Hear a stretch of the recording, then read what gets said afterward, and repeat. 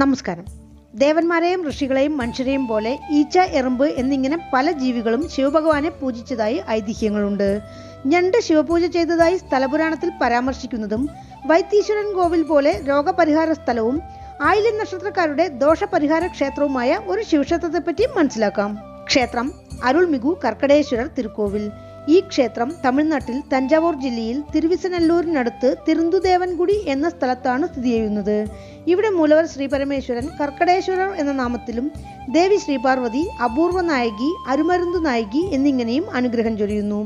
ഭഗവാന്റെ ഉത്സവമൂർത്തി സോമസ്കന്ദരാണ്. കർക്കിടകം രാശിക്കാർ, പ്രത്യേകിച്ച് ആയില്യം നക്ഷത്രക്കാരുടെ ദോഷപരിഹാര സ്ഥലവും കൂടിയാണ് ഈ ക്ഷേത്രം. ഇവിടം ഞണ്ടുകോവിൽ എന്നും നാമമുണ്ട്. തമിഴ്നാട്ടിലെ തീവ്ര ശിവഭക്തരായ 63 നായന്മാരുടെ കവിതാ സമാഹാരമായ ദേവാരംപാടിൽ ഉൾപ്പെട്ടിട്ടുള്ള 274 ശിവക്ഷേത്രങ്ങളിൽ 42ാമത്തേതാണ് ഈ ക്ഷേത്രം.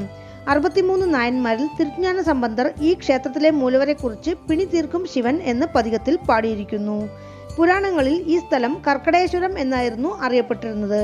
പിന്നീടാണത് തിരുന്തുദേവൻകുടി എന്നായി മാറിയത്. ഈ ക്ഷേത്രത്തെക്കുറിച്ചുള്ള ഐതിഹ്യങ്ങൾ ഇങ്ങനെയാണ്.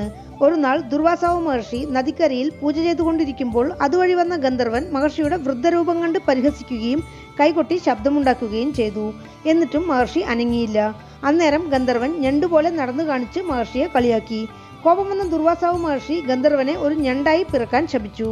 തന്റെ തെറ്റിൽ പശ്ചാത്തപിച്ച് ശാപമോക്ഷത്തിന് അപേക്ഷിച്ച ഗന്ധർവനോട് മഹർഷി ശിവലിംഗ പൂജ ചെയ്ത് ശാപം മാറ്റാൻ നിർദ്ദേശിച്ചു.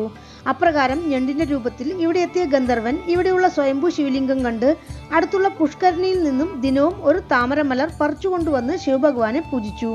അതേസമയം അസുരന്മാരെ നശിപ്പിക്കാനുള്ള ശക്തിക്ക് വേണ്ടി ദേവേന്ദ്രൻ തന്റെ ഗുരുവിന്റെ ഉപദേശപ്രകാരം ഇവിടെ ശിവപൂജ ചെയ്യാൻ വന്നു.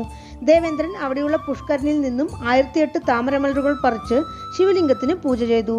ദിനവും തീർത്ഥക്കരയിൽ എടുത്തുവെക്കുന്ന 1008 മലരുകളിൽ ഒന്ന് കുറയുന്നതിന്റെ കാരണം ദേവേന്ദ്രന് മനസ്സിലായില്ല.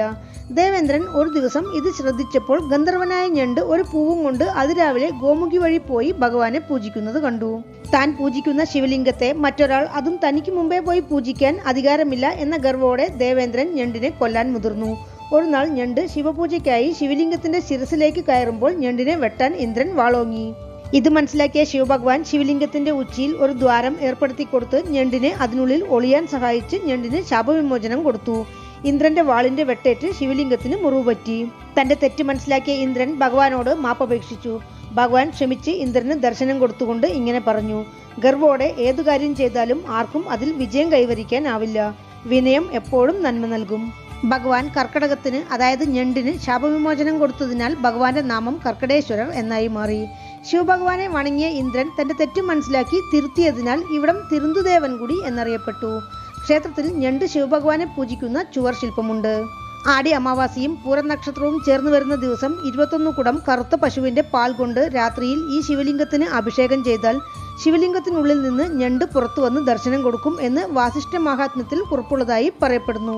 അതേപോലെ സർവ്വലക്ഷണവുമൊത്ത ഒരു പശുവിന്റെ 10 കലം പാലുകൊണ്ട് ശിവലിംഗത്തിൽ അഭിഷേകം ചെയ്താൽ ശിവലിംഗത്തിന്റെ ഉച്ചിയിൽ ഒരു സ്വർണ്ണ നിറ ഞണ്ട് ദർശനം തരും എന്നും ഊവെ സ്വാമിനാഥ അയ്യർ കുറിച്ചിട്ടുണ്ട്.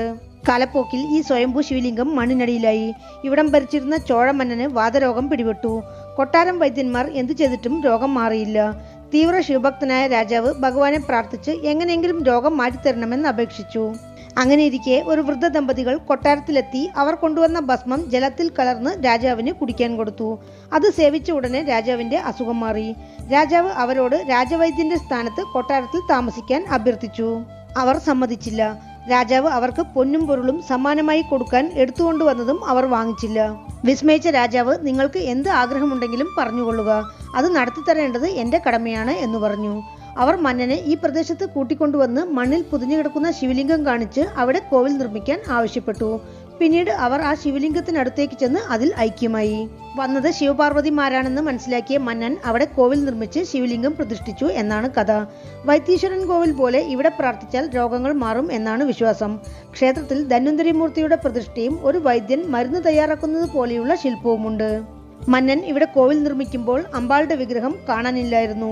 അതിനാൽ അംബികയുടെ പുതിയൊരു ശില നിർമ്മിച്ച് വൈദ്യരുടെ രൂപത്തിൽ വന്നതിനാൽ ദേവിക്ക് അരുമരുന്തു നായകി എന്ന നാമം വെച്ച് പ്രതിഷ്ഠിച്ചു. കുറച്ചു കാലം കഴിഞ്ഞപ്പോൾ കാണാതെ പോയ അംബികയുടെ വിഗ്രഹം കിട്ടിയതിനാൽ ദേവിക്ക് അപൂർവ നായകി എന്ന നാമം വെച്ച് പ്രതിഷ്ഠിച്ചു. ഈ ദേവിക്കാണ് പ്രാധാന്യം കൂടുതൽ. 1500 വർഷത്തോളം പഴക്കം കണക്കാക്കപ്പെടുന്ന രാജഗോപുരമില്ലാത്ത ചോഴ രാജാക്കന്മാർ പുനർനിർമ്മാണം ചെയ്തതായി കണക്കാക്കപ്പെടുന്ന കിഴക്ക് ദർശനമായിട്ടുള്ള പുരാതനമായുള്ള കോവിലാണിത്. ക്ഷേത്രത്തിന്റെ 3 ഭാഗത്തും വെള്ളം കെട്ടിക്കിടക്കുന്ന രീതിയിലാണ്. 4 വശത്തും നെൽവയലുകളാൽ ചൂഴപ്പെട്ട് കിടക്കുന്ന ഈ കോവിലിന്റെ പ്രവേശന കവാടം കടന്നാൽ ചന്ദ്രന്റെ ഇരിക്കുന്ന രൂപത്തിലുള്ള പ്രതിഷ്ഠയുണ്ട്. എല്ലാ യോഗങ്ങളും സിദ്ധിക്കാൻ ഭക്തർ യോഗനിലയിലിരിക്കുന്ന ചന്ദ്രഭഗവാന് വെളുത്ത പട്ടുവസ്ത്രം ചാർത്തി പ്രാർത്ഥിക്കുന്നു. ആയില്യം നക്ഷത്രക്കാർ ഈ ക്ഷേത്രം ജീവിതത്തിൽ ഒരിക്കലെങ്കിലും സന്ദർശിച്ച് പ്രാർത്ഥിക്കുന്നത് ഉത്തമം. ബലിപീഠവും നന്ദി ഭഗവാനെയും കടന്നാൽ പ്രധാന സന്നിധിയിൽ ശ്രീപരമേശ്വരൻ കർക്കടേശ്വരർ എന്ന നാമത്തിൽ സ്വയംഭൂ ശിവലിംഗ തിരുമേനിയായി കിഴക്ക് ദർശനമായി അനുഗ്രഹം ചൊരിയുന്നു. ശിവലിംഗത്തിൽ ഇന്ദ്രന്റെ വാളുകൊണ്ടതിന്റെ പാടും ഉച്ചിയിൽ ദ്വാരവുമുണ്ട്. ഒരു രുദ്രാക്ഷമാല ഉള്ളിൽ കൊള്ളുന്ന തരത്തിലാണ് ശിവലിംഗത്തിലെ ദ്വാരമെന്നാണ് പറയുന്നത്. ഗ്രഹദോഷങ്ങൾ മാറാൻ ഭക്തർ ഇവിടെ ഭഗവാന് വസ്ത്രം ചാർത്തി പ്രാർത്ഥിക്കുന്നു. ക്ഷേത്രത്തിൽ അടുത്തടുത്ത സന്നിധികളിലായി 2 ദേവിമാർ. ദേവി അപൂർവ നായകി 4 കരങ്ങളോടെ ചെറുപുഞ്ചിരിയോടെ നിൽക്കുന്ന രൂപത്തിലുള്ള പ്രതിഷ്ഠയാണ്. ദേവിക്ക് വസ്ത്രം ചാർത്തി പ്രാർത്ഥിച്ചാൽ വിവാഹ സന്താന തടസ്സങ്ങൾ മാറും എന്നാണ് വിശ്വാസം. തൊട്ടടുത്ത സന്നിധിയിൽ ദേവി അരുമരുന്താംബികെ, അരുമരുന്ത് നായികി എന്നീ നാമങ്ങളിൽ അനുഗ്രഹം ചൊരിയുന്നു. ഇവിടെ ദേവിക്ക് അഭിഷേകം ചെയ്യുന്ന നല്ലെണ്ണ ആവശ്യക്കാർക്ക് പ്രസാദമായി ലഭിക്കും. ഈ എണ്ണ സർവ്വവ്യാധികളും മാറാൻ നല്ലത് എന്നാണ് പറയുന്നത്. ക്ഷേത്രത്തിൽ മുഖ്യപ്രതിഷ്ഠകളെ കൂടാതെ കർക്കടക വിനായകർ, ദക്ഷിണാമൂർത്തി, വള്ളിദേവിയാനി സമേത മുരുകൻ, നടരാജർ, ശിവഗാമി അമ്മൻ, ദുർഗ, ചന്ദ്രൻ, ധന്വന്തരി, അഗസ്ത്യർ, ഗജലക്ഷ്മി, നടരാജർ, ശിവഗാമി അമ്മൻ, ബ്രഹ്മാവ്, ലിംഗോദ്ഭവർ, നാൽവർ, കാശി വിശ്വനാഥർ എന്നിങ്ങനെ കുറച്ച് ഉപപ്രതിഷ്ഠകളുമുണ്ട്. ക്ഷേത്രവൃക്ഷം നങ്കേമരം, പഞ്ചതല വില്വം. ക്ഷേത്രതീർത്ഥം നവപാഷാണ തീർത്ഥം. ആഗമവിധി പ്രകാരമുള്ള ഒരുകാല പൂജയാണ് ക്ഷേത്രത്തിൽ അനുഷ്ഠിക്കുന്നത്. ശിവരാത്രി, തൃക്കാർത്തിക, പ്രദോഷം, അമാവാസി, പങ്കുനി ഉത്രം എന്നിവയാണ് ക്ഷേത്രത്തിലെ പ്രധാന ദിവസങ്ങൾ.